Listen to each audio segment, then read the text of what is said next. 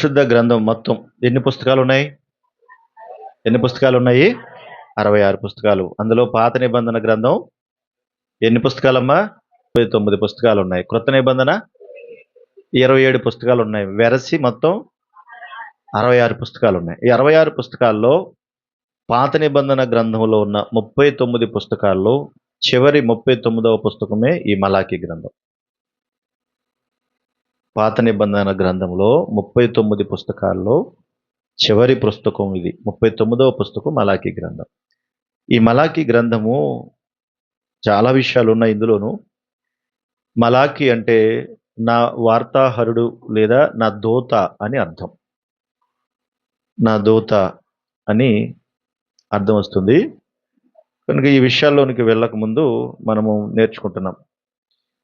ఇది క్రీస్తు పూర్వం 5వ శతాబ్ద కాలంలో ఈ పరిచర్యను మలాకీ ద్వారా దేవుడు చేయించాడని బైబిల్ పండితులు చెప్తారు. అప్పుడు నెహెమ్యా కాలంలో ఆ కాలం మధ్యలో చేశారని నమ్ముతారు. అంతేకాదు పాత నిబంధన గ్రంథంలో ఈ మలాకీ చివరి ప్రవక్త. చిన్న ప్రవక్తలలో ఒక ప్రవక్త. పాత నిబంధన గ్రంథంలో చివరి ప్రవక్త మలాకీ. నెహెమ్యా కాలంలో ప్రాకారం కట్టేటప్పుడు పడగొట్టేశారు కదా. అప్పుడు దాన్ని కట్టేటప్పుడు ఆ రోజుల్లో ఎజ్రా గారు అలాగే నెహెమ్యా వారి కాలంలో ఇది రాశాడని బైబిల్ పండితులు చెప్తారు. ఇతను పరిచర్య చేసి ఇది రాశాడని చెప్తారు. చాలా అద్భుతమైనటువంటి పుస్తకమే. చాలా హెచ్చరికలు దేవుడు చేశాడు. ఆ తర్వాత ఇశ్రాయేలు ప్రజలు ఈ పుస్తకం రాయడానికి కారణం ఏంటంటే దేవుడు చాలా కోపంగా ఉన్నాడు. వాళ్ళు మాట్లాడే విధానం, ప్రత్యేకించి వాళ్ళు చేసేటువంటి పనులు దేవునికి నచ్చక దేవుడు ఈ మలాకీ ద్వారా వాళ్ళతో మాట్లాడాడు. తర్వాత మీకు లైన్గా కొన్ని విషయాలు చెప్తాను. మనం ఇప్పుడు గ్రంథ విభజన ఉంటుంది కదా, అలా గ్రంథ విభజన చెప్తాను. ఈ గ్రంథానికి రచయిత 90% మలాకీ అనే చెప్తారు. కాబట్టి మీరు మలాకీ అనే రాసుకోండి. రచయిత మలాకీ. ఆ తర్వాత ఇక్కడ ఉన్నటువంటి ప్రజలు ఇశ్రాయేలు ప్రజలే, యూదులు ఇశ్రాయేలు ప్రజలే కనబడతారు. కాలం సుమారుగా క్రీస్తు పూర్వం 450-430 మధ్య కాలంలో రాశారని చెప్తారు. ఉద్దేశం ఏంటనంటే దేవుడు తన ప్రేమను వెల్లడిపరుస్తూ తెలియజేస్తా ఉన్నాడు.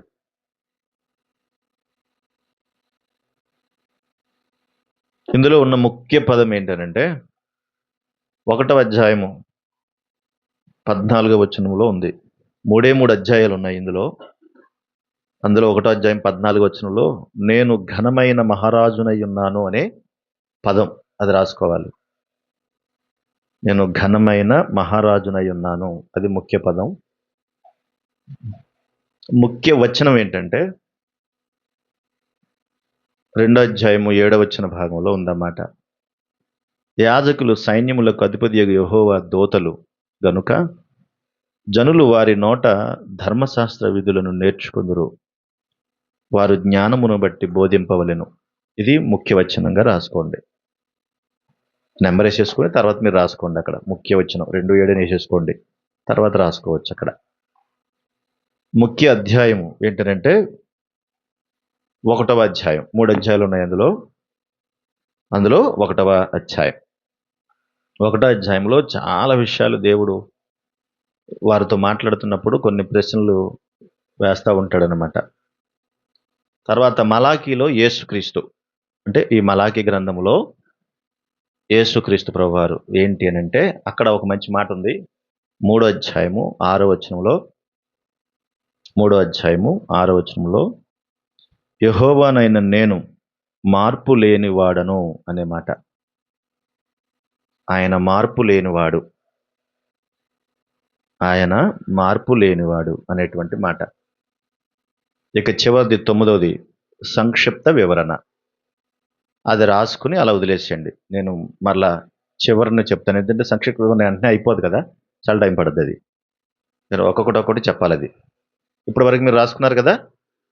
రచయిత మలాకి, ప్రజలు ఇశ్రాయేలీలు, కాలం 450 క్రీస్తు పూర్వం నుండి 430 మధ్యలో, ఉద్దేశం దేవుడు తన ప్రేమను వెల్లడి చేస్తూ చెప్తున్నాడు. ముఖ్య పదం 1:14 నేను ఘనమైన మహారాజునై ఉన్నాను. ముఖ్య వచనం 2:7 అందులో ముఖ్య అధ్యాయం మొదటి అధ్యాయం. ముఖ్య మలాకిలో యేసుక్రీస్తు ప్రభువారు ఎలాగా ఎలా కనబడతాడని చెప్పాను.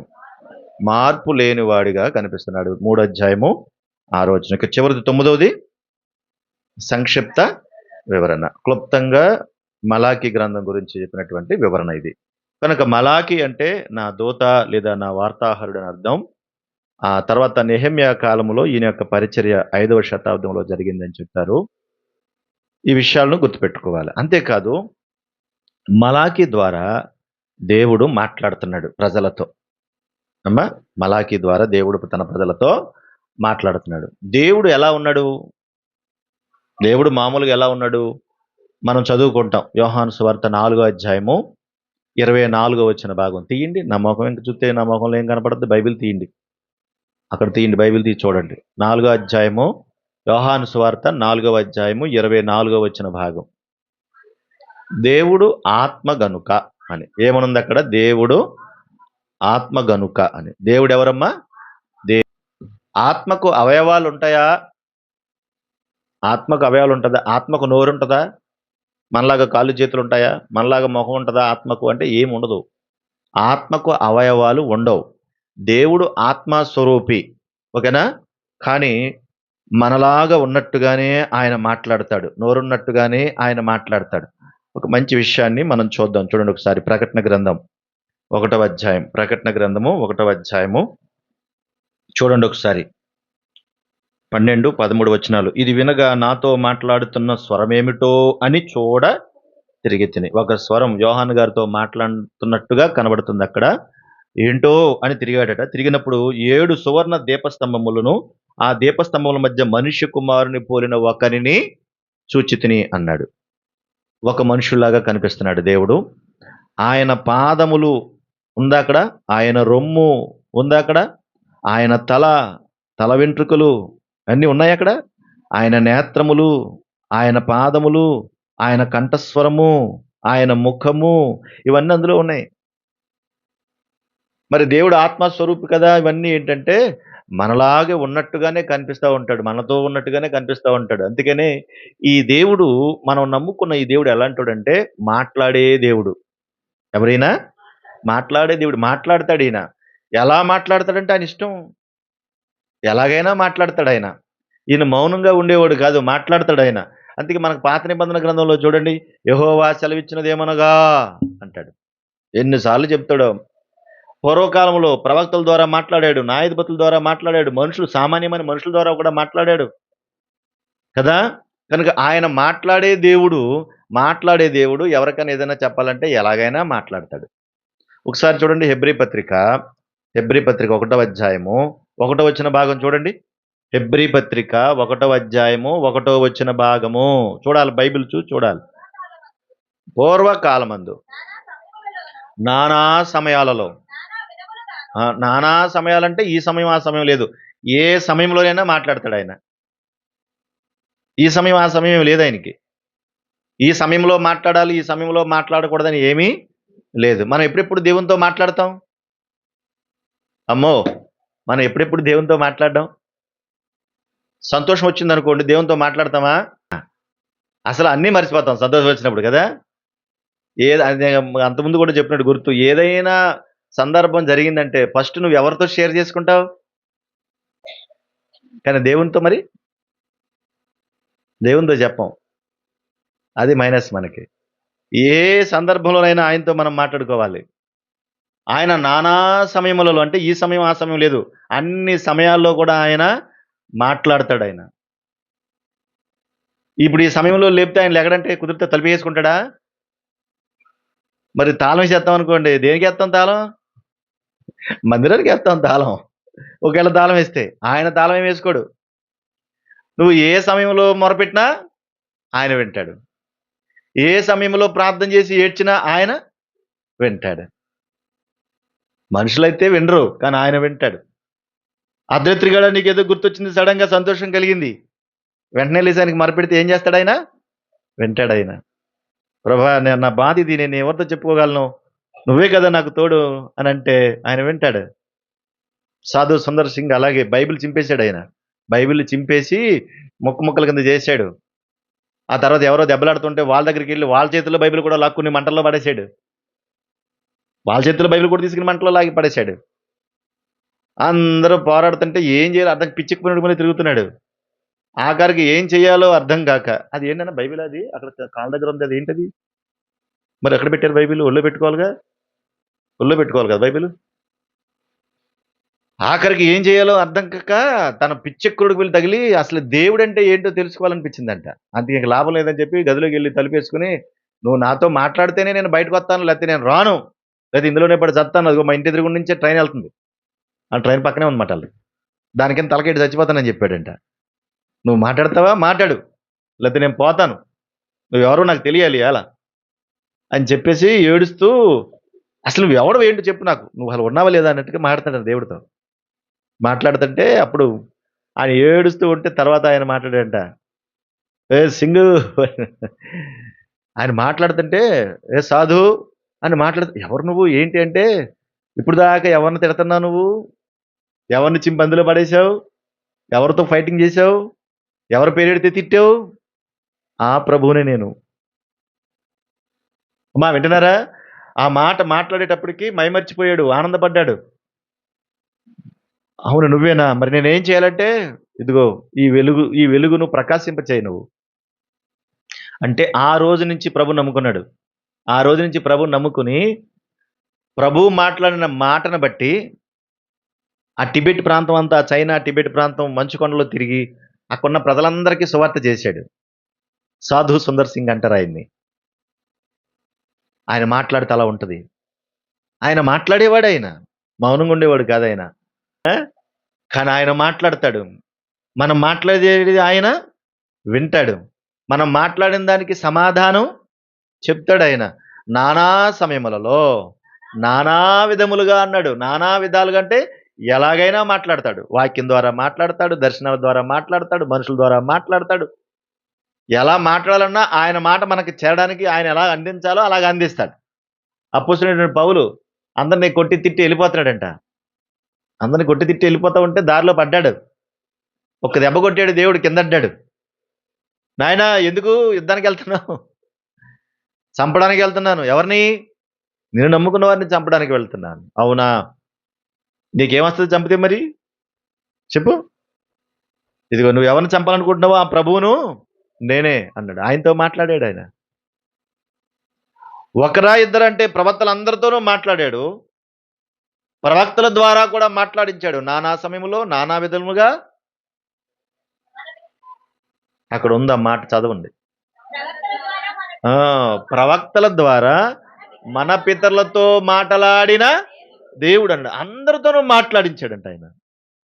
కనుక ఏదైనా జరగాలి అంటే, ఏదైనా తెలియాలి అని అంటే, నువ్వు మాట్లాడతావో లేదో తెలియదు కానీ ఆయన మాట్లాడతాడు అంతే.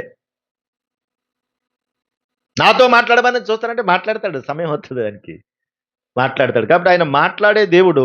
ఆయన ఆత్మస్వరూపే, కానీ మనలాగే అవయవాలు ఉన్నట్టుగానే మాట్లాడతాడు. ఆయనకి చేతులు లేవు, కానీ ఇదిగో దినమెల్లా నా చేతులు చాపుతున్నాను అంటాడు. ఆయనకి నోరు లేదు మనలాగా, కానీ నోరు ఉన్నట్టుగా మాట్లాడతాడు ఆయన. చెవులను కలిగించిన వాడు వినకుండునా, కన్నులు చేసిన వాడు కానకుండునా అంటాడు. కనుక అన్ని వింటాడు ఆయన, అన్ని చూస్తాడు ఆయన, అన్ని అర్థం చేసుకుంటాడు ఆయన. ఆయన సామాన్యుడు కాడు, అంత మాత్రంలో ఆయన లేడనుకోవద్దు. మలాకి ద్వారా కూడా ఎన్నో విషయాలు మాట్లాడుతూ వచ్చాడు ఆయన. చూడండి ఒకసారి మనందరము కలిసి మరలా 139వ కీర్తన, 139వ కీర్తన, 139వ కీర్తన 2వ వచనం. నేను కూర్చుంటున్నా, నేను లేచుట నీకు తెలియదు. అంటే మనం ఏం చేస్తున్నాం కూడా తెలుస్తుందంట ఆయనకి. నేను కూర్చుండుట, నేను లేచుట నీకు తెలియనంటే ఏం చేస్తున్నాడు మనల్ని? మనల్ని ఏం చేస్తున్నాడు ఆయన? పరిశీలన చేస్తాడంట మనల్ని. మరి ఎలా చేస్తాడు ఆయన? నువ్వు కూర్చున్నావో, నుంచున్నావో, ఏం చేస్తున్నావో తెలుసు. ఆ నాకు తలంపు పుట్టక మునిపే నువ్వు నా మనస్సును గ్రహిస్తున్నావు. నా చర్యలన్నీ బాగా తెలుసుకుంటున్నావు. నా నడక, నా పడకన్నీ నీకు తెలుస్తుంది. అంటే అన్నీ చూస్తున్నాడు, అన్నీ అన్నీ అబ్జర్వేషన్ చేస్తున్నాడు ఆయన. మనం అనుకుంటాం ఎవరో చూడలేదు అనుకుంటాం. మనల్ని ఎవరో చూడలేదు అనుకుంటాం. కానీ ఎవరు చూస్తున్నారు? ఉమ్, అందరి ఎదురుగుండా బాగుంటాం కదా. అందరు లేనప్పుడు ఎలా ఉన్నాం? మన వ్యక్తిగత జీవితం చాలా ఇంపార్టెంట్ కదా, అదే కదా ప్రాముఖ్యం. మనుషులందరి ఎదురుగుండా బాగున్నాం, కానీ దేవుడు చూడలేదు అనుకుంటాం. కానీ ఆయన చూస్తూనే ఉన్నాడు. కాబట్టి దేవుడు చూస్తున్న సంగతి మాత్రం మర్చిపోవద్దు. ఆ తర్వాత పేతురు రాసిన 2వ పత్రిక 1వ అధ్యాయం 20-21. పేతురు రాసిన 2వ పత్రిక 1వ అధ్యాయము 20-21. ఒకడు తన ఊహను బట్టి చెప్పుట వలన లేఖనములో ఏ ప్రవచనం పుట్టదని మొదట గ్రహించు. ఊహను బట్టి చెప్పడానికి ఎవరికి ఏం లేదు ఇక్కడ, ఊహల్లో చెప్పడానికి లేదు. ఏలయనగా ప్రవచనం ఎప్పుడు మనుషుని ఇచ్చని బట్టి కలగలేదు గాని, చెప్పమ్మా, పరిశుద్ధాత్మ వలన ప్రేరేపింపబడిన వారై దేవుని మూలముగా పలికిరి. అంటే మనుషులు మాట్లాడినా కూడా వాళ్ళ ద్వారా ఎవరు మాట్లాడారు అంటే దేవుడే మాట్లాడాడు. ఆయన ఎవరినైనా వాడుకుంటాడు, ఎవరితోనైనా మాట్లాడిస్తాడు. ఆఖరికి జంతువులు, పక్షులు అవి కూడా మాట్లాడతాయి, పశువులు కూడా మాట్లాడతాయి. ఆయన ఆయన అనుకుంటే ఏదైనా ఎవరికన్నా నోరిస్తే ఏవైనా మాట్లాడతాయి. చిన్న పిల్లల చేత కూడా మాట్లాడిస్తాడు, పెద్దోళ్ళ చేత మాట్లాడిస్తాడు, అందరి చేత మాట్లాడిస్తాడు. చెప్పేది వాళ్ళు అనుకుంటాం మనం ఆ టైంలో, కానీ వాళ్ళతో ఉండి మాట్లాడించేది ఎవరు? దేవుడే మాట్లాడిస్తాడు. ఎందుకు ఆయన మాట్లాడాలి? ఎందుకు ఆయన మాట్లాడే దేవుడు అంటే ఆయన మాటలు మనం వినాలి కాబట్టి, మనం ఆయన పిల్లలం కాబట్టి. ఆ రోజు నుంచి ఈ రోజు వరకు కూడా ఇశ్రాయేల్ ప్రజలతో దేవుడు మాట్లాడుతూనే ఉన్నాడు, ఇప్పుడు కూడా మాట్లాడుతూనే ఉన్నాడు ఆయన. ఇశ్రాయేలు ప్రజలు వాళ్ళు చేసినటువంటి పనులన్నింటిని బట్టి దేవుడు ఆ రోజున చివరిగా మలాకి ద్వారా మాట్లాడిన మాటలు అద్భుతమైన మాటలు, సామాన్యమైన మాటలు కాదు. చాలా మంచి మాటలు, విషయాలు ఉంటాయి అందులో. మనం ఒక్కొక్కటిగా వాటిని నేర్చుకుంటాం.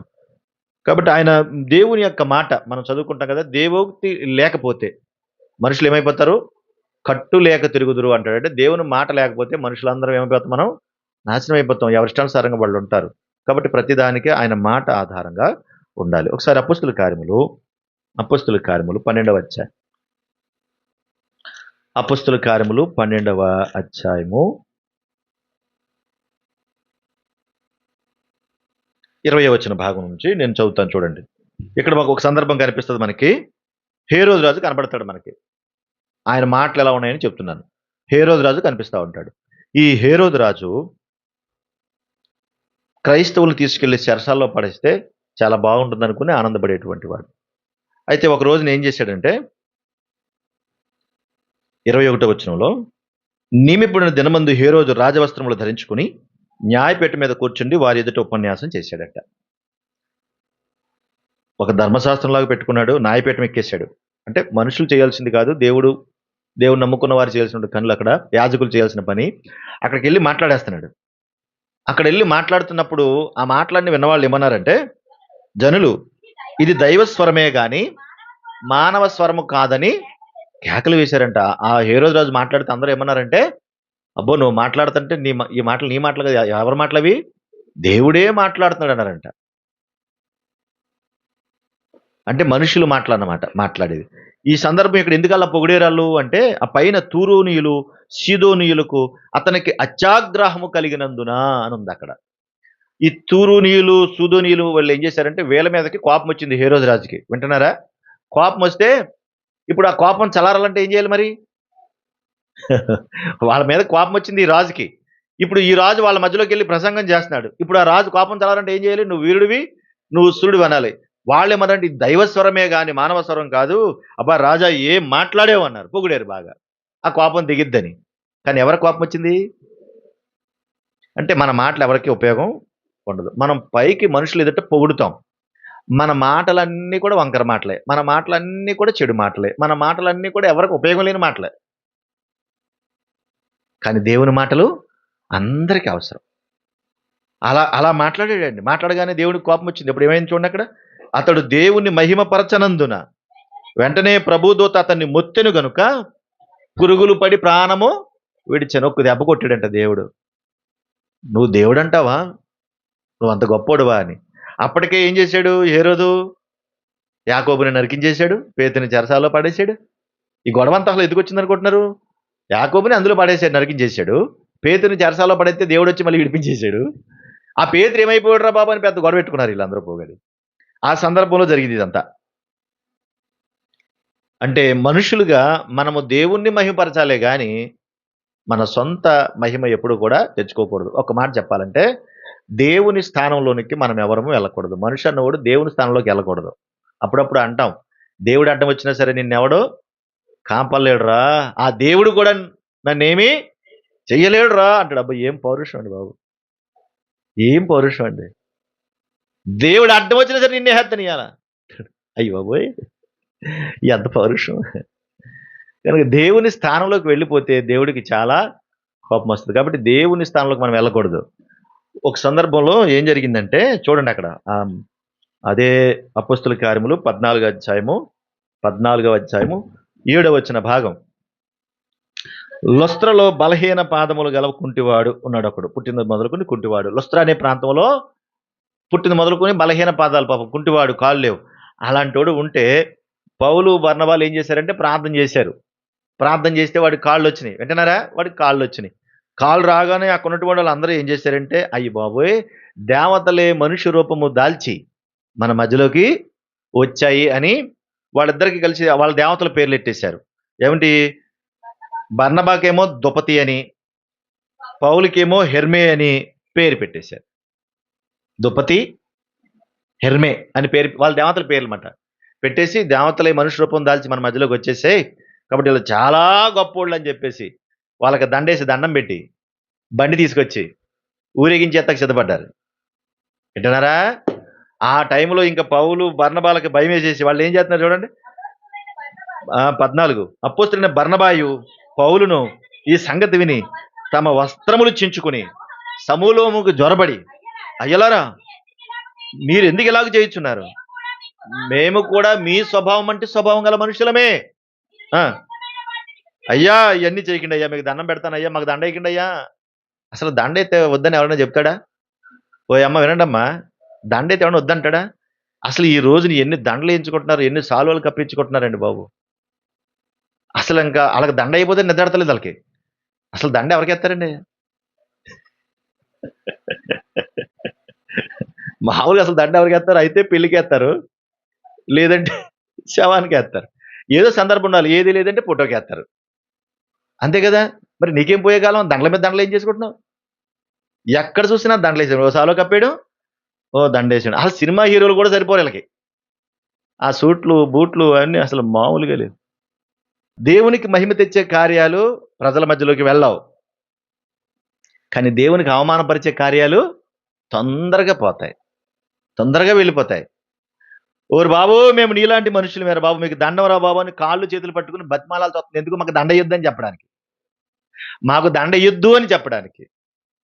కానీ దండ వేయించుకోవడానికి క్షణం పట్టదు. కానీ దేవుడు నిజంగా దండ వేయాలంటే ఎంత ఏం పడుతుంది? ఆయన దండ వేయాలనుకుంటే క్షణం పట్టదు. కనుక ఆయన మాట్లాడతాడు. ఆయన మాట్లాడే దేవుడు ఆ రోజున నానా సమయాలలో నానా విధాలుగా మాట్లాడుతూనే ఉన్నాడు. అంతేకాదు మలాకి ద్వారా కూడా దేవుడు చాలా విషయాలు చెప్పాడు. చెప్పిన తర్వాత ఆయన మౌనం అయిపోయాడు. మనం ఆ విషయాలన్నీ నేను మరలా మీకు చెప్తాను. కాబట్టి యేసుక్రీస్తు ప్రభువారు ఈ భూమి మీదకి వచ్చిన తర్వాత ఆయన ఎన్ని మాటలు మాట్లాడాడు ఆయన కదా. మనుష్య కుమారుడుగా భూమి మీదకి ఆయన్ని పంపించి దేవుడు తను ఏమనుకున్నాడో ఆ మాటలన్నీ ప్రభు ద్వారా ఈ భూమి మీద ఉన్న సకల మానవాళికి తెలియజేశాడు. ముందు మార్గంలో చెప్పినట్లుగా ఇదిగో నా మార్గం ఇలా ఉంటది, ఈ మార్గంలో మీరు నడవాలి. ఇది లోక మార్గము, ఇది జీవ మార్గము, మీ ఇష్టం. ఇది మరణము, ఇది జీవము, ఇది మీ ఇష్టం. ఇది నరకము, ఇది పరలోకము, మీ ఇష్టం అని ప్రతి విషయాన్ని కూడా చక్కగా బోధించాడు ఆయన.